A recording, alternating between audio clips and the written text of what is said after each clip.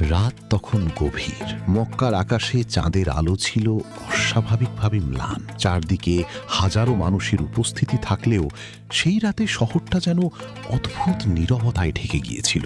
পৃথিবীর সবচেয়ে পবিত্র স্থান কাবাকে ঘিরে ছড়িয়ে পড়ছিল এমন এক গোপন আতঙ্ক, যা ধীরে ধীরে মানুষের শ্বাস পর্যন্ত ভারী করে তুলছে। প্রথমে কেউ বিশ্বাস করেনি, কারণ মক্কা শুধু একটি শহর নয়, এটি এমন এক জায়গা যেখানে কোটি কোটি মানুষের বিশ্বাস এসে মিলিত হয়। রাত বাড়ার সঙ্গে সঙ্গে গুজব আর গুজব থাকলো না। খবর আসতে শুরু করলো এক রহস্যময় বিদ্রোহী দল শহরের ভিতরে ঢুকে পড়েছে। তাদের লক্ষ্য কাবা। লোকজন তখন ছোট ছোট দলে ভাগ হয়ে ফিসফিস করে কথা বলছিল। কেউ বলছিল এটি রাজনৈতিক ষড়যন্ত্র, কেউ বলছিল ধর্মের আড়ালে লুকিয়ে থাকা উগ্রপন্থীদের পরিকল্পনা, আবার কেউ বিশ্বাস করছিল এটি এমন এক আক্রমণ যা পুরো মুসলিম বিশ্বকে অস্থির করে দিতে পারে। সেই সময় মধ্যপ্রাচ্য উত্তেজনায় ভরপুর ছিল। ক্ষমতার লড়াই, সীমান্ত সংঘাত, গোপন জোট আর উগ্র মতাদর্শ সবকিছু মিলে অঞ্চলটি যেন আগুনের উপর দাঁড়িয়েছিল। আর ঠিক সেই অস্থিরতার মাঝেই জন্ম নেয় এক গোপন পরিকল্পনা। তদন্তে পরে জানা যায়, কয়েক সপ্তাহ ধরে কিছু অচেনা লোক মক্কায় প্রবেশ করছিল সাধারণ দর্শনার্থীর ছদ্মবেশে। তারা ভিড়ের মধ্যে মিশে যাচ্ছিল নিঃশব্দে। কেউ তাদের সন্দেহ করেনি, কারণ তাদের মুখে ছিল ধর্মীয় কথা, আচরণে ছিল স্বাভাবিকতা। কিন্তু অন্ধকারের আড়ালে তারা তৈরি করছিল এমন এক পরিকল্পনা যা শুনলে আজও শরীর ঠান্ডা হয়ে আসে। তাদের উদ্দেশ্য শুধু হামলা নয়, তারা এমন এক ভয় তৈরি করতে চেয়েছিল যাতে পুরো পৃথিবীর মুসলমানরা মানুষ। মক্কার বাতাসে তখন আতঙ্ক ছড়িয়ে পড়েছে। দূরে কোথাও সাইরেন বেজে উঠল, কয়েকটি রাস্তা বন্ধ করে দেওয়া হলো। মানুষ বুঝতে পারছিল বড় কিছু ঘটতে চলেছে। ঠিক সেই সময় ইতিহাসের সবচেয়ে ভয়ের রাতগুলোর একটি শুরু হয়। একজন বৃদ্ধ হাজি পরে বলেছিলেন, সেই রাতে মানুষের চোখে আমি এমন ভয় দেখেছিলাম যা যুদ্ধক্ষেত্রেও খুব কম দেখা যায়। কারণ এখানে মানুষ নিজের জীবনের জন্য যতটা না ভয় পাচ্ছিল, তার চেয়েও বেশি ভয় পাচ্ছিল বিশ্বাসের ওপর আঘাত আসার সম্ভাবনায়। গভীর রাতে নিরাপত্তা বাহিনী একটি সংকেত পায়। শহরের ভেতরে সন্দেহভাজন কয়েকজন একত্রিত হয়েছে। সঙ্গে সঙ্গে অভিযান শুরু হয়। কিন্তু এটি ছিল অত্যন্ত সংবেদনশীল পরিস্থিতি, কারণ পৃথিবীর সবচেয়ে পবিত্র স্থান ঘিরে সামান্য ভুলও বিশাল বিপর্যয়ে পরিণত হতে পারত।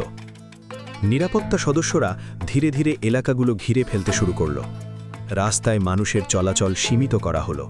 আর তখনই কিছু প্রত্যক্ষদর্শী দাবি করে তারা রাতের অন্ধকারে মুখোশধারী কয়েকজনকে দ্রুত দৌড়ে পালাতে দেখেছে। শব্দ শুনেছে বলে জানায়।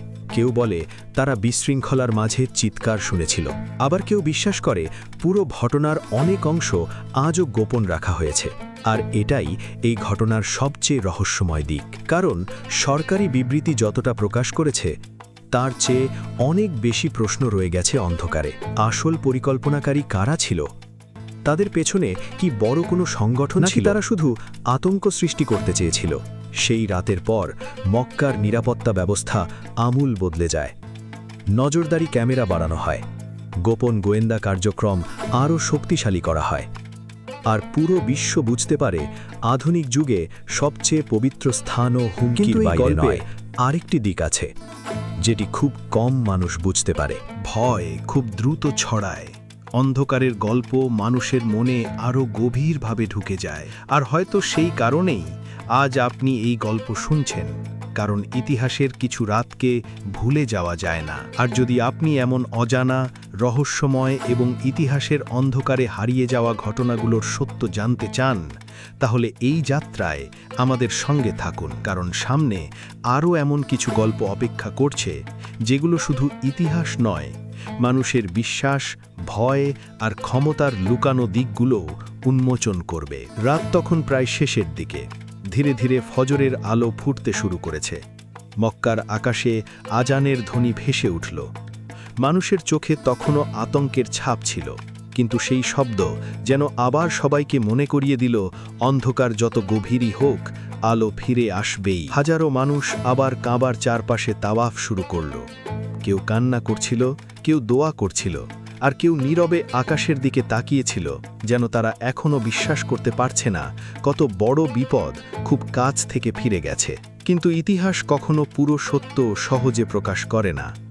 আজও সেই রাত নিয়ে অসংখ্য গোপন আলোচনা হয়। গবেষকরা এখনও পুরনো নথি ঘাঁটেন, প্রত্যক্ষদর্শীদের বর্ণনা মিলিয়ে দেখেন, কারণ যত সময় পেরিয়েছে রহস্য তত গভীর হয়েছে। আর হয়তো এটাই সেই রাতের সবচেয়ে ভয়ঙ্কর সত্য।